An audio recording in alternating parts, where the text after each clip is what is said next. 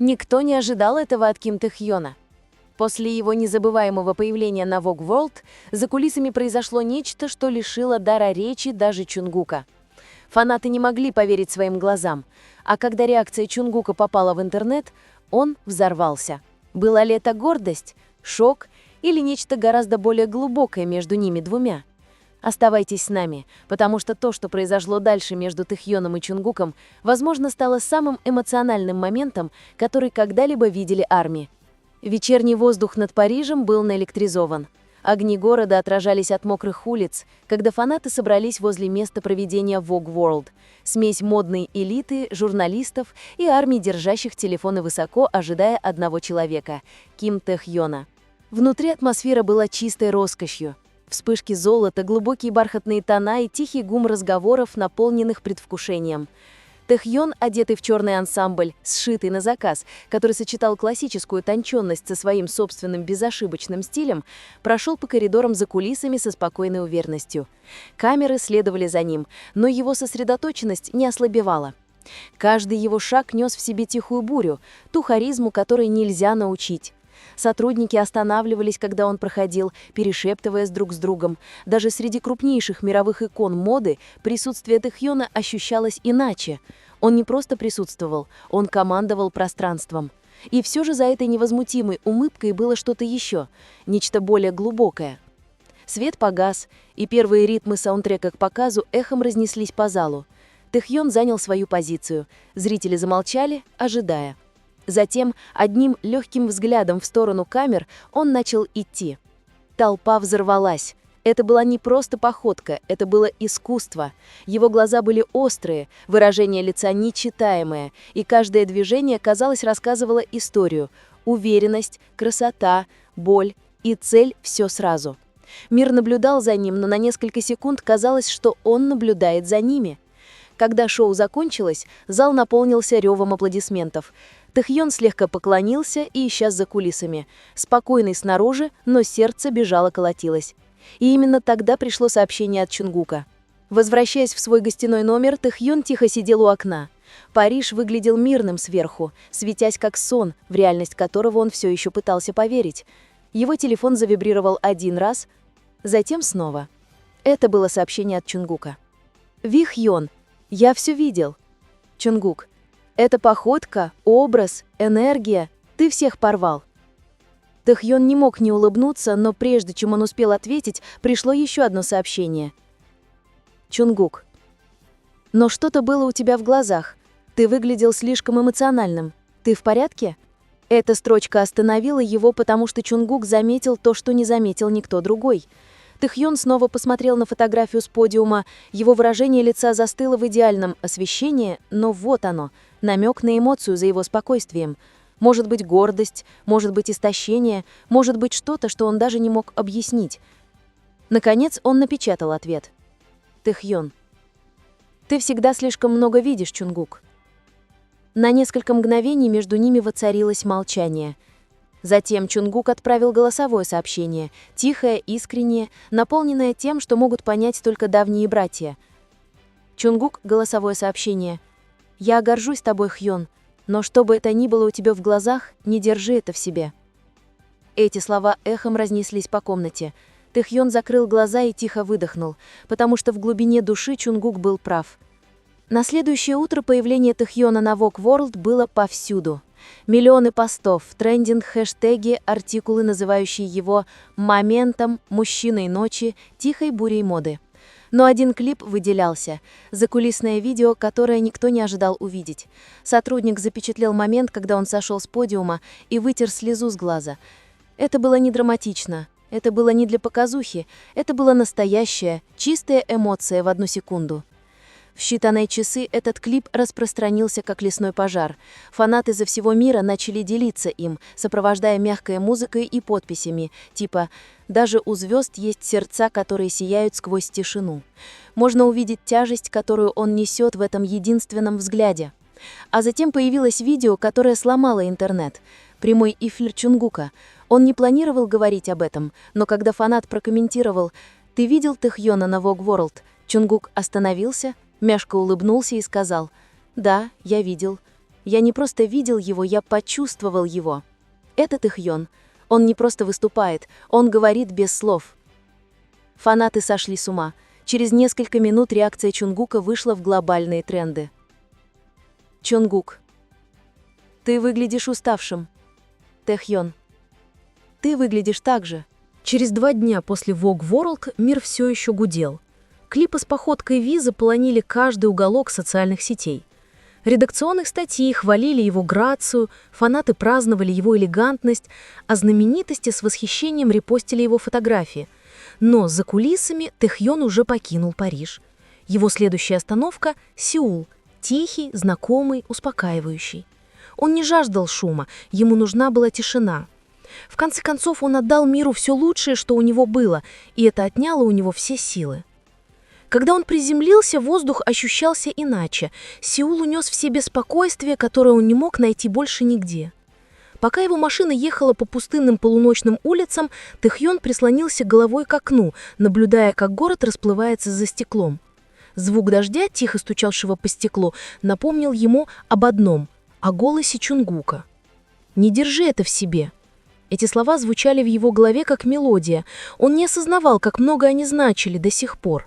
В ту ночь его телефон зазвонил. Именно на экране заставил его замереть. Чон Джон Кук. Он ответил с тихой улыбкой. «Тэхьон, ты не спишь?» Чунгук не мог уснуть. «Тэхьон, я тоже». Наступил момент молчания, комфортного, знакомого.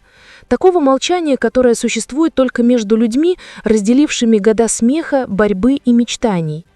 Затем Чунгук заговорил, его тон был мягче обычного. «Чунгук, ты выглядел, будто что-то несешь на этом подиуме, Хён. Я это видел. Я не знаю, что это, но это казалось тяжелым». Тэхьон не ответил сразу. Он снова посмотрел в окно, капли дождя скользили вниз, как тонкие полосы света. «Тэхьон, иногда я забываю, как много себя отдаю, когда выступаю.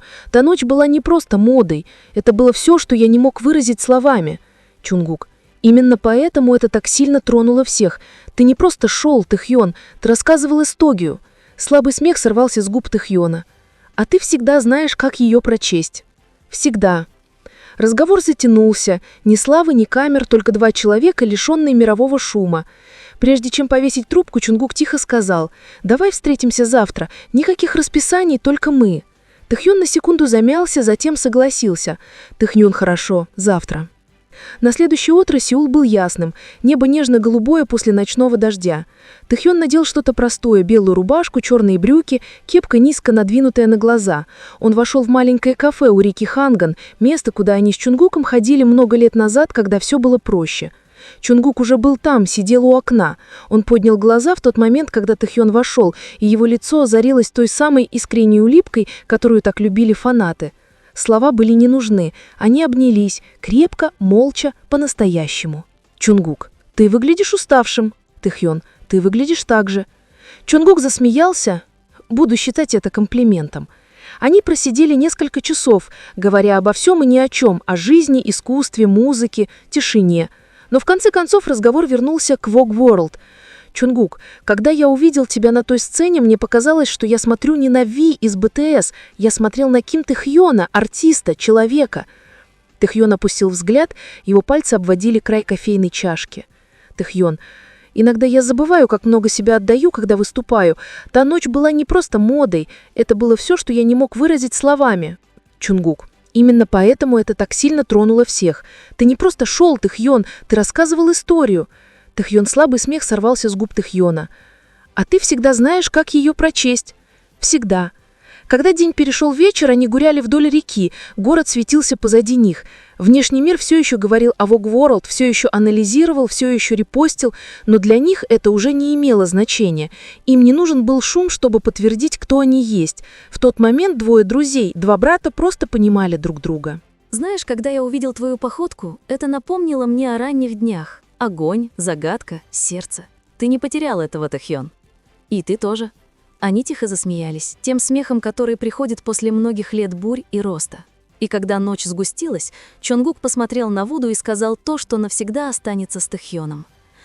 «Тебе не нужно ничего доказывать, Хьон. Мир уже знает, кто ты. Но иногда можно позволить ему видеть человека за этим именем». Тэхьон медленно кивнул. Звезды отражались в его глазах, когда он прошептал: «Может быть, это то, что я сделал той ночью, сам того не осознавая?» Они долго стояли там, город жил вокруг них, а их дружба тихонько служила им якорем посреди всего хаоса. И где-то в этой тишине, между памятью и смыслом, две ярчайшие звезды мира просто дышали. 3 дня спустя, когда интернет наконец начал успокаиваться после хаоса в Vogue World, произошло нечто неожиданное. Модный журналист загрузил короткий клип, необработанный, сырой и не предназначенный для публичного выпуска. Подпись гласила только «Сторона Ким Тэ Хьона, которую мир заслуживает увидеть». В считанные минуты он взорвал интернет. Видео начиналось в тускло освещенном закулисном коридоре спустя мгновение после окончания показа. Тэ Хьон все еще был в своем наряде для шоу, идеально сшитом черном ансамбле, его выражение лица было спокойным, но усталым. Он только что сошел со сцены, аплодисменты все еще слабо эхом отдаваясь позади него. Но тут кто-то откликнул его по имени. Голос принадлежал Эдди Слиману, французскому дизайнеру, который сотрудничал с ним для шоу, легенде индустрии, известному своим строгим перфекционизмом. Камера хоть и тряслась, запечатлела именно тот момент, когда Тэ Хьон обернулся к нему. Его выражение лица мгновенно смягчилось, когда дизайнер подошел к нему. Глаза влажные, явно эмоциональный. «Дизайнер, Ви, ты тронул меня сегодня вечером. Ты не просто шел. Ты рассказал мою историю через твои глаза. Мерси». Тэ Хьон, тихо. «Ваша история стала моей, сэр. Спасибо, что доверились мне». Дизайнер, обычно невозмутимый и отстраненный, внезапно обнял Тэ Хьона, кратко, но искренне. Вдали вспыхивали камеры, но Тэ Хьону было все равно. Он нежно похлопал мужчину по спине, прошептав что-то, что микрофон едва уловил. «Искусство имеет значение только если кто-то его чувствует». Эта фраза, всего несколько слов, стала цитатой недели на всех модных и фанатских платформах. Через несколько часов фанаты начали делиться клипом, оставляя месседжи вроде «Это не просто Тэ Хьон айдол, это Тэ Хьон артист, он не гонится за вниманием, он создает эмоции». То, как он утешает других, даже когда сам измотан, это нереально. Даже крупные СМИ репостнули видео, назвав его моментом, который определил Vogue World 2025. Но для Тэ Хьона ничего из этого не было планировано. Он даже не знал, что кто-то снимает. Когда он увидел кадры позже тем вечером, он тихо сидел в студии, прокручивая их снова и снова. Не из-за того, как он выглядел, а потому что мог увидеть себя по-другому. Тяжесть лет в индустрии, давление, ожидание и все же тепло, которое все еще оставалось внутри него. В ту ночь позвонил Чонгук. «Хьон, ты видел видео, да?» «Да, я не думал, что кто-то это записал». «Я видел, но рад, что и они тоже. Люди наконец видят то, что я всегда в тебе видел». Тэ Хьон слабо улыбаясь. «И что же это?» «Слишком большое сердце для сцены». Тэ Хьон тихо рассмеялся. Эта одна фраза тронула глубже, чем любой заголовок мог бы. Годами Тэ Хьон оттачивал искусство контроля перед камерой. Каждое движение было намеренным, каждая улыбка, каждый взгляд тщательно продуманы. Потому что в его мире подлинность была обоюдоострым мечом. Но после Vogue World, после сообщений, реакций, невидимого видео, что-то внутри него сдвинулось. Он понял, что вульнерабельность — это не слабость, это связь, и, возможно, именно на это и реагировали фанаты. На следующий день он опубликовал фото в Instagram. Никакой причудливой подписи, просто размытое изображение парижского горизонта и 3 слова, написанные под ним. Я почувствовал все. В считанные минуты пост стал вирусным. Миллионы лайков, 1000 комментариев. Даже Чонгук оставил 1. Простое эмодзи белого сердца. Армии повсюду истолковали это как тихое сообщение между ними двумя. Невысказанное признание поддержки, доверия и братства, которое слова не могли выразить. Спустя недели в тихой студии в Сеуле Тэ Хьон сидел за пианино, сочиняя мелодию. Медленную, эмоциональную, завораживающе красивую. Песню, которая несла в себе ту же энергию, что и момент на Vogue World. Смесь гордости и боли, красоты и тоски. Дверь тихонько скрипнула, и Чонгук заглянул. «Чонгук, все еще работаешь над этим произведением?» Тэ Хьон. «Да, это уже не просто песня, это все, что я чувствовал в ту ночь». Чонгук сел рядом с ним. «Чонгук, тогда давай закончим ее вместе». Они вдвоем начали тихо напевать. Их голоса сливались, знакомые, но взрослевшие.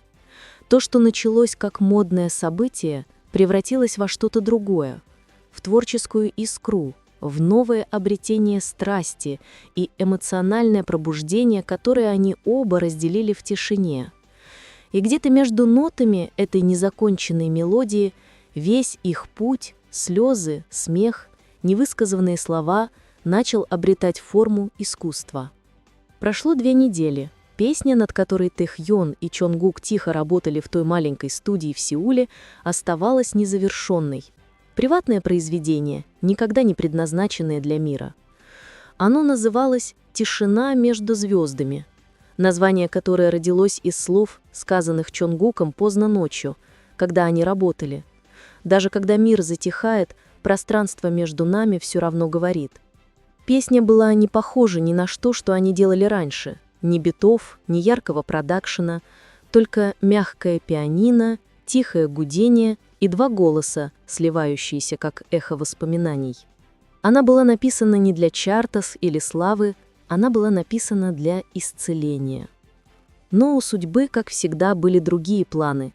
Утечка. Однажды вечером анонимный аккаунт в Twitter опубликовал короткий аудиоклип без контекста.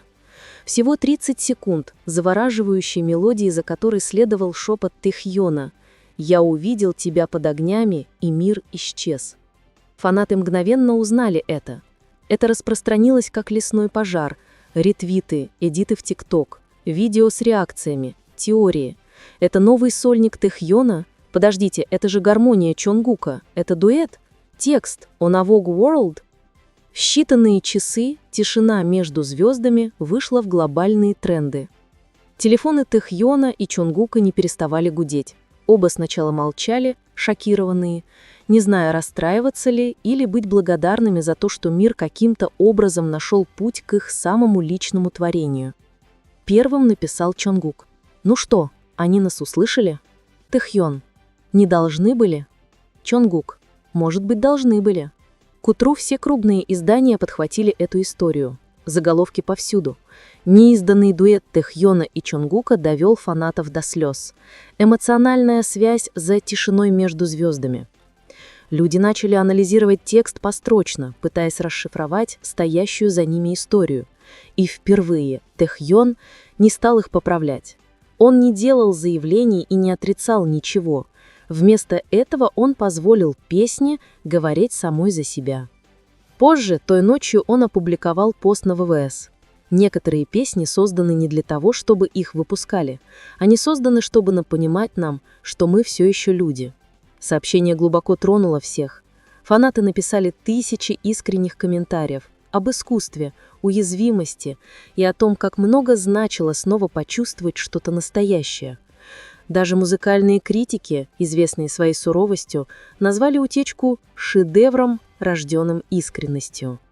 И пока мир обсуждал его значение, Чонгук тихо загрузил историю в Инстаграм. Черный экран с одной фразой: «Иногда тишина говорит обо всем».